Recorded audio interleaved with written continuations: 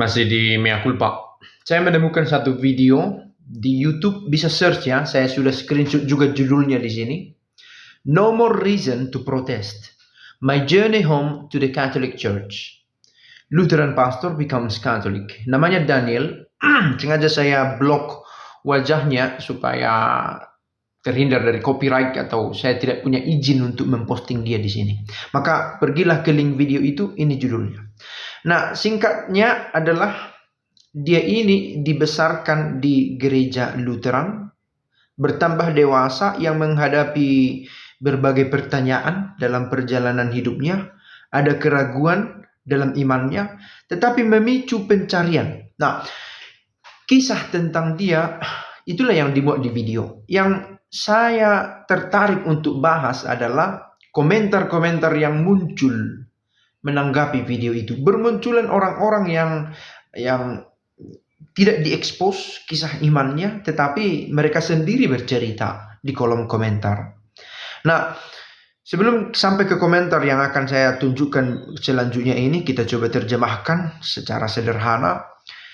Dia ini, Daniel namanya, memiliki pertemanan yang baik dengan Katolik, orang Katolik, keluarga Katolik. Dan ini membantu dia untuk sampai pada referensi-referensi kekatolikan. Begitu ya. Bukan dari orang-orang yang mengajarkan secara keliru iman kekatolikan itu. Nah, dia menggambarkan perjalanannya itu dalam beberapa level. Pertama level intelektual, kemudian level emosional, lalu spiritual gitu. Dan sampai akhirnya dia menerima iman kekatolikan. Dan dia merasa ada sistem yang mendukung dia. Itulah persahabatan dan pertemanan juga dengan keluarga. Oke, lalu kemudian muncul komentar-komentar. Former Lutheran here. Mantan Lutheran di sini ngomong, kurang lebih begitu.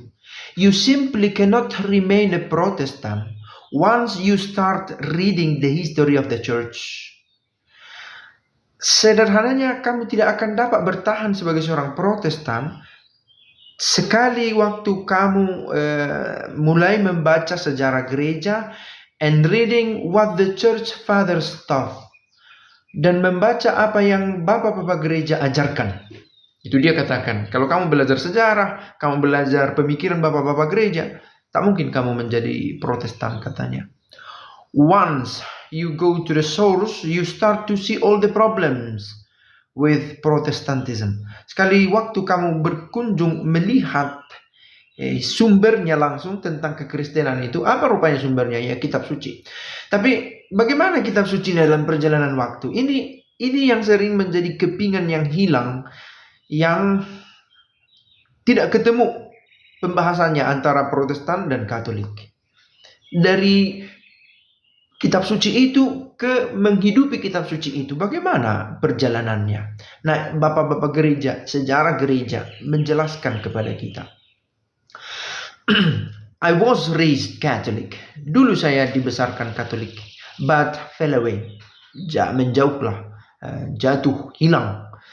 And became a Lutheran, but thank God the Lord brought me back to the church. Menjadi Lutheran, dan syukurlah saya kembali menjadi bagian dari gereja kembali. Like this former Lutheran pastor, maksudnya si Daniel tadi yang saya tunjukkan gambarnya ini, karena ini komentar di videonya. Seperti pastor ini, I started asking questions. Saya mulai bertanya dalam hati, and the answers either made no sense or they simply couldn't answer. But the Catholic Church had the answer. Jadi hatinya bertanya-tanya. Tapi ketika dia berusaha menjawabnya dari sudut pandangnya sebagai seorang Lutheran, atau jawabannya make no sense, nggak mendalam, nggak ada artinya, nggak terasa, atau tidak bisa dijawab. Karena itu tadi ada kepingan hilang dalam sejarah yang sepertinya dihapus, padahal di situ terjadi. Misalnya dogma-dogma Maria Bunda Allah, Trinitas, kealahan Kristus, kemanusiaannya, itu semua. Itu dalam sejarah gereja, dalam dokumen bapak-bapak gereja ditemukan jawabannya. Dan gereja Katolik memelihara itu. Komentar lain, age 63, I became a Catholic. Di usia 63 tahun saya menjadi Katolik. Tidak ada kata terlambat. The top 3 reasons I love being a Catholic. First, 3 alasan utama mengapa saya menjadi tertarik menjadi Katolik. I now belong to a huge family and will never be alone again. Saya sekarang berada di keluarga yang begitu besar dan tidak merasa sendirian. Saya sendiri sudah mengalami ini. Kemana saya pergi, selalu ada tempat untuk dikunjungi. Dan entah saya merasa memiliki, entah juga si orang yang tinggal di sana merasa juga saya ini bagian dari keluarga besar kekatolikannya. Ya, pengalaman saya begitu. Sebagai pastor, ya, beberapa kota saya kunjungi di Italia ini. Saya pergi ke Jerman, saya pergi hanya sedikit pengalaman berjalan-jalan, tetapi ada perasaan disambut, ada perasaan sudah dikenal, seolah-olah sudah dikenal sebelumnya. Nah, di Indonesia saya pikir juga begitu. Pergi ke Papua, ketemu gereja Katolik, oh ini sama-sama Katolik. Pergi ke kota lain, terasa. Itu dia. Yang kedua, I actually feel, saya sungguh merasa in my body and soul God's presence in me. Saya sungguh merasa kehadiran Tuhan dalam diriku. Saya pikir ini berkaitan dengan Ekaristi. Begitu nyata dihadirkan Ekaristi itu.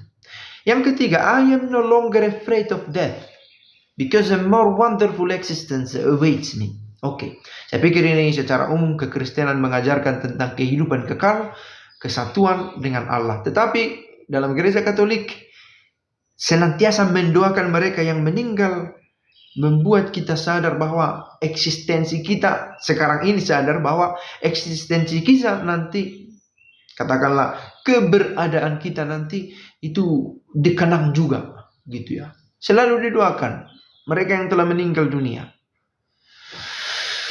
As a previous Catholic baser, sebagai seorang penyerang agama Katolik sebelumnya, I am now considering converting to Catholicism. Saya sekarang sedang mempertimbangkan untuk menjadi Katolik. Belum. Sekurang-kurangnya 6 bulan lalu dia belum menjadi Katolik.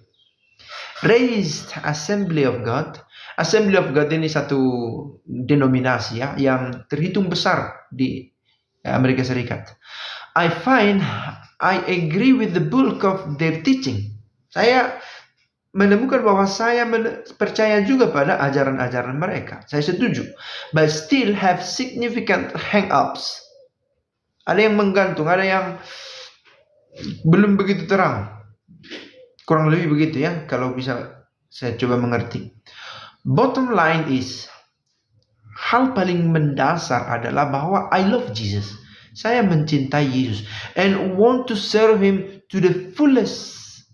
And if I have to be Catholic to do that, then so be it. Sebenarnya di hati terdalamku, aku ini mencintai Yesus. Bila saya bisa menunjukkan kasih terdalam itu dengan menjadi Katolik, maka terjadilah. Please pray for me. Dia katakan begitu. Nah, semoga orang-orang yang melakukan pencarian pertama ini terutama didasari oleh cinta pada Yesus. Apa artinya cinta pada Yesus? Saya pikir konsekuensinya tampak dalam cara hidup, begitu ya. Bukan langsung berdiskusi soal agamamu begini, agamaku begini, belum ke sana.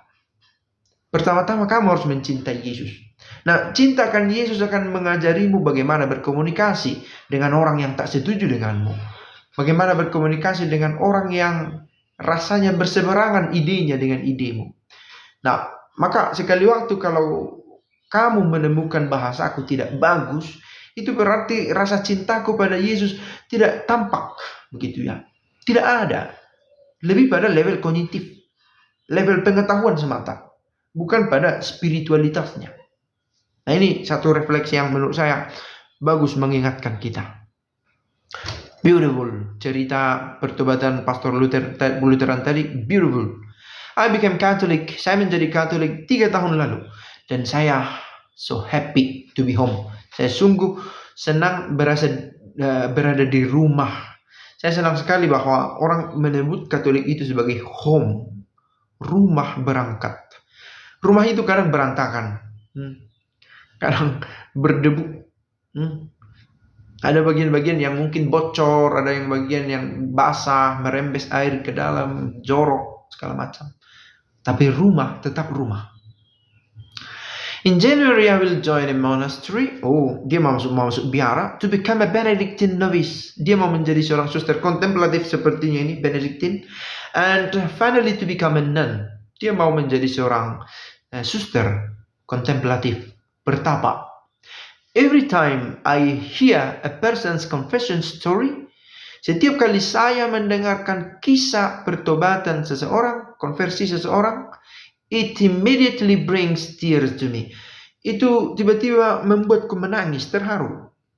Love from Germany. Dari Jerman dia. Lalu ada satu kutipan menarik, sudah biasa kita dengar, tetapi selalu memiliki kekuatan untuk diulang. To be deep in history is to choose being a Protestant. John Henry Newman. Semakin mendalam mengenali sejarah,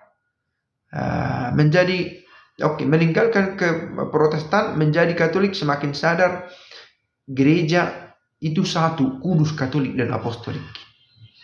John Henry Newman. John Henry Newman ini juga seorang mantan Anglikan. As a son, grandson, nephew, and cousins of sincere and faithful Baptist pastors, dia anaknya seorang pastor Baptis. Baptis ini sebuah aliran. Dia pendeta Baptis. Dia anak pendeta Baptis, dia cucunya pendeta, dia sepupunya pendeta, dia keponakan pendeta, keluarganya pendeta. Tetapi I joined the Catholic Church at the age of 59. Umur 59 saya masuk Katolik along with my wife, bersama dengan istri saya. My youngest son is preparing to join the Catholic Church next Easter. Artinya pasca yang baru lewat ini ya. God willing, kiranya sesuai dengan kehendak Tuhan. It all started with my reading of the Church Fathers. Lagi-lagi tentang bapak-bapak gereja dia baca. Apa itu bapak-bapak gereja? Refleksi-refleksi, entah itu teologis, entah itu spiritual, rohani, yang ditulis oleh uskup-uskup, pastor-pastor di periode 8 abad pertama gereja. Yang sekali lagi, kalau kita berkata harus kembali ke kitab suci, bagian ini bisa hilang. Bukan berarti salah harus kembali ke kitab suci, tetapi apa kitab suci itu direfleksikan oleh mereka bapak-bapak gereja ini. Understanding the Eucharist was my first base. Memahami apa itu Ekaristi itu adalah dasar pertama yang saya punya. All this was a big surprise to me. Semua ini benar-benar kejutan besar untukku. I used to be a staunch anti-Catholic. Saya sebelumnya terbiasa menjadi orang yang setia untuk anti-Katolik. And I become a staunch Catholic. Saya menjadi seorang yang Katolik setia. I was a Baptist. Saya sebelumnya anggota gereja Baptis, and now I go to Mass. Dan sekarang saya pergi ke misa in a parish called Saint John the Baptist. I too was a Lutheran. Saya juga dulu seorang Lutheran. I joined the Catholic Church this year. Okay? I too was misinformed about what the Catholic Church believed. Saya juga dulu salah mendapat informasi tentang apa itu gereja Katolik dan apa yang mereka yakini. My only regret is it took me so long. Satu-satunya penyesalan saya adalah mengapa saya terlambat untuk menyadarinya. Oke, saya pikir ini satu refleksi yang kita tidak bisa anggap remeh karena terjadi orang menemukan. Pertama, kiranya orang Katolik sendiri melihat ada yang istimewa dalam gerejanya ya. Kadang itu terlalu terbiasa sampai kehilangan kehilangan rasa.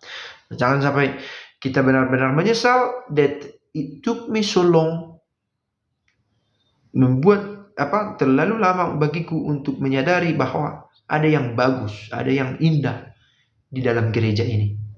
Ciao.